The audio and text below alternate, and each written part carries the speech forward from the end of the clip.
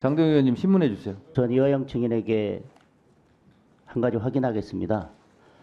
오늘 의원님들의 질문에 여러 답변들을 하셨는데 주된 것은 회유 협박이 있었다거나 아니면은 진술을 맞추기 위해서 여러 차례 1313호 앞에서 창고 같은 방에서 모임이 있었다거나 그런 말씀들을 주로 하셨는데, 그거에 대해서 1심 재판 법정에서는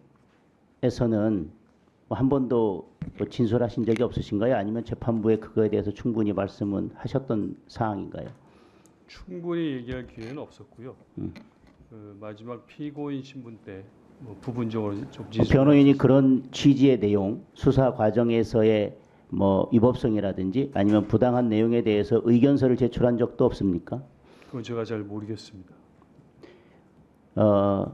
충분한 내용은 아니지만 오늘 같은 취지의 진술은 마지막에 최후 진술을 하면서 말씀하셨다는 취지인가요? 그렇지 않습니다. 피고인 신문할 때 짧게. 피고인 신문할 때 네네, 말씀하셨다는 네네, 것인가요? 네. 대북 송금 사건의 본질이 무엇인지, 더 나아가서 이 사건에 이재명 대표가 관여되어 있는지가 이 사건 핵심입니다. 민주당 의원님들께서 오늘 이 청문회를 연 진짜 목적은 이 사건과 이재명 대표는 아무런 관련이 없다는 것을 말하려고 하는 것일 것입니다. 검사에 대한 탄핵은 그것을 말씀하시기 위해서 수단으로 가져왔다고 저는 생각합니다. 오늘 청문회를 지켜보는 국민들의 입장에서는 이런 것들이 궁금할 것입니다. 첫째, 쌍방울이 북한에 돈은 보낸 게 맞는지, 보냈다면 두 번째, 그것이 불법인지, 세 번째, 불법이라면 이 부분에 대해서 이화영 증인과 쌍방울이 어떤 의사의 연락을 한 것인지, 그리고 네 번째, 의사의 연락이 있었다면 당시 이재명 대표도 이 부분에 대해서 알고 있었는지. 그러나 이화영 증인에 대한 재판에 있어서는 네 번째 부분, 이재명 대표와 상의했는지 여부는 저는 크게 불법성에 있어서, 범죄 사실의 입증에 있어서, 또 범죄 구성 요건에 있어서 전혀 중요한 부분도 아니고 필요한 부분도 아니라고 생각합니다. 그리고 이재명 대표가 알았느냐 부분은 이화영 증인의 재판에서는 범죄 성립 여부와 아무런 상관이 없기 때문에 결국 오늘 이 청문회는 사실상 앞으로 다가올 이재명 대표에 대한 재판 때문에 열리고 있는 것이라고 저는 생각합니다. 더 나아가서 맨 처음 이 사건이 변호사비 대납 사건으로 시작되었다가 주가 조작 사건으로 옮겨갔고, 그것이 다시 대북 송금 사건으로 바뀌었다 이렇게 주장하고 계신데, 수사를 하다 보면 사건의 본질과 실체는 얼마든지 달라질 수 있고요. 새로운 범죄가 추가로 발견될 수도 있습니다. 또한 이 사건의 본질은 쌍방울이 북한 테마주를 강조해서 이익을 얻으려고 시작된 주가 조작 사건이다 이렇게 주장하고 있는데, 저는 그것이 주가 조작인지는 잘 모르겠습니다만, 그런데 이재명 대표로서는 방북을 통해 정치적 이득을 취하는 것이 목적이고, 쌍방울로서는 주가 상승을 통해 이득을 취하는 것이 목적이라 하더라도 저는 하등 이상할 것이 전혀 없다고 생각합니다. 기업은 이윤을 추구하는 조직입니다. 그것이 무엇이 됐든 이득이 있어야 투자를 하는 것입니다. 쌍방울로서는 어떤 이득을 취하려고 했든지 간에 이재명 대표와 쌍방울의 이해관계가 맞아떨어지기만 한다면 그만인 것입니다. 그것이 이상할 것도, 이재명 대표와 쌍방울의 목표가 똑같아야 될, 목적이 똑같아야 될 이유도 저는 전혀 없다고 생각합니다. 그리고 오늘 이화영 증인은 수사 과정에서 회유 협박이 있었다고 주장하고 있습니다. 그리고 조금 전에 충분하진 않지만 그런 취지의 주장을 피고인 신문 과정에서도 이야기했다고 했습니다. 그럼에도 불구하고 이화영 증인에 대해서는 이미 1심에서 일부 유죄 판결이 난 부분이 있습니다. 그런데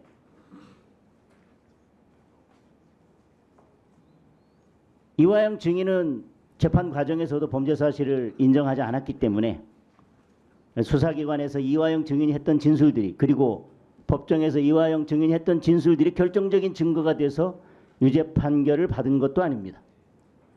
그리고 진술만 가지고 유죄 판결이 선고되는 경우는 거의 없습니다.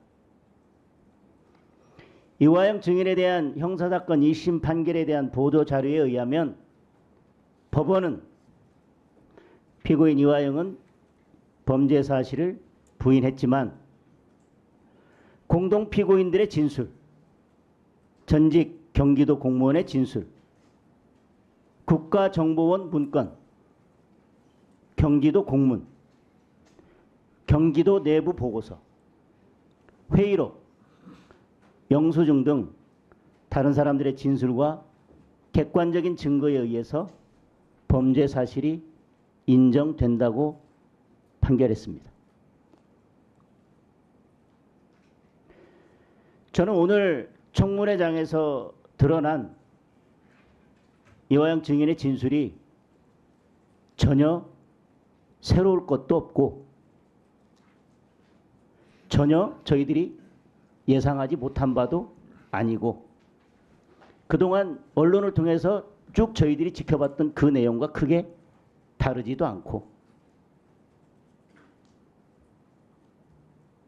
크게 예상을 벗어난 것도 없다고 생각합니다.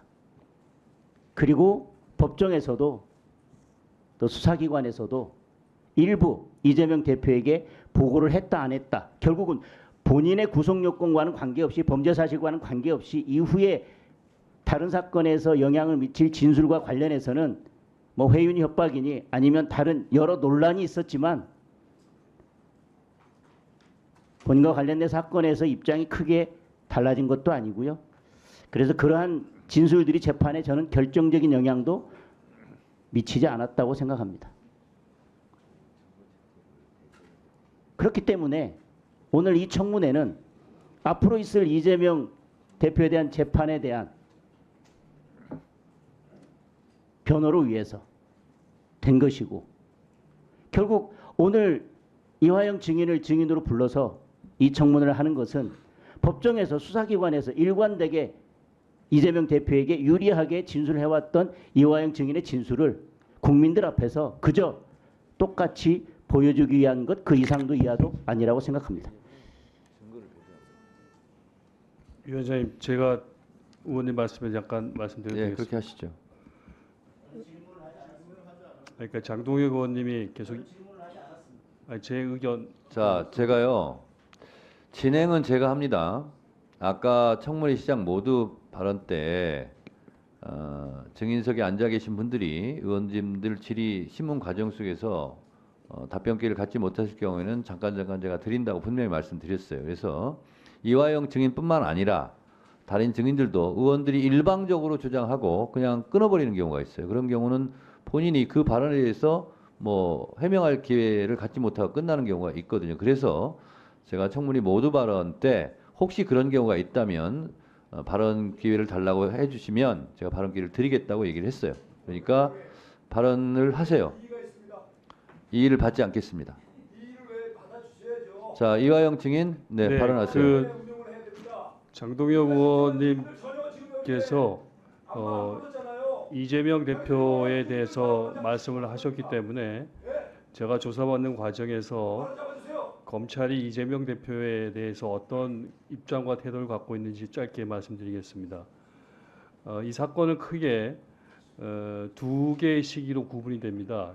그러니까 첫 번째 시기가 제가 입건 기소돼 갖고 조사받던 시기 2022년 9월부터 시작해서 두 번째 시기는 2023년 1월 17일 날 김성태 씨가 해외에 도피하다가 체포대에 들어오고 난 그때 그러니까 제가 구속돼 갖고 2024년 1월 27일까지 조사받고 재판받던 기간과 김성태 씨가 체포대 들어와서 조사받고 하는 기간부터 완전히 달라지는데 그게 달라진 결정적 사유가 김성태 씨가 해외에서 체포돼 들어오고 난 이후부터 사건의 본질이 이재명 대표 수사로 바뀝니다. 저희들이 무수히 아까 어떤 의원님이 말씀하신 것처럼 수백 회 가깝게 검찰에 불려나가서 조사받던 내용이 거의 다 이재명 대표에 대해서 얘기하라는 거였습니다. 제 사건의 본질하고 한참 벗어난 이재명 대표에 대해서 얘기하라는 거였고 그래서 제가 아까 오전에 말씀드렸던 바와 같이 전현희 의원님이 말씀하신 것처럼 그 이재명 대표가 대선에서 떨어지고 난 다음에 제가 그때 느꼈던 감정은 무슨 정치 검찰의 전리품처럼 된 거 아닌가. 이 사람들이 서로가 이 전리품을 어떻게 확보할 것인가를 가지고 경쟁한다. 이런 느낌을 강하게 받았고 그런 과정 속에서 저를 포함해서 이 옆자리에 있는 신명석 국장을 포함해서 제 주변 사람들이 어마어마한 고통과 압박을 받았고 그런 과정을 통해서 지금 여기까지 이르게 됐다는 것을 말씀드립니다. 네. 위원장으로서 진행 관련 다시 한번 말씀드립니다. 오늘 이 탄핵조사 청문회는 진실을 알자는 겁니다. 진실을 알자고 하는 것이지 진실을 덮자고 하는 것이 아닙니다. 그러면 안 나온 증인들은 안 나온 대로 조치를 하겠지만 나온 증인들에 대해서는 충분하게 말할 수 있는 답변할 수 있는 기회를 줘야 되는 것이 위원장으로서의 진행이다라는 점을 말씀드리고 사사건건 위원장의 진행에 대해서 계속 말씀하시는데 자제해 주시기 바랍니다. 의사 방해 발언은 의사 진행 방해 발언은 허용하지 않겠습니다. 지금 의사 좀 신청하잖아요. 의사 진행 지금 자체도 방해하고 있어요. 의사 진행 발언 신청. 지금 위원장이 하시는 말에 어폐가 있으니까 자, 문제를 제기하는 송석준 의원. 혼자서 말씀하시니까 그것이 국민들은 그것이 진실이 우리가 말하는 것은 덮이잖아요. 발언권을 드리지 않았어요. 공정하게 양쪽 입장을 가려 이러다가 조치해 주세요. 퇴장당하실 수 있습니다. 회장을 하세요.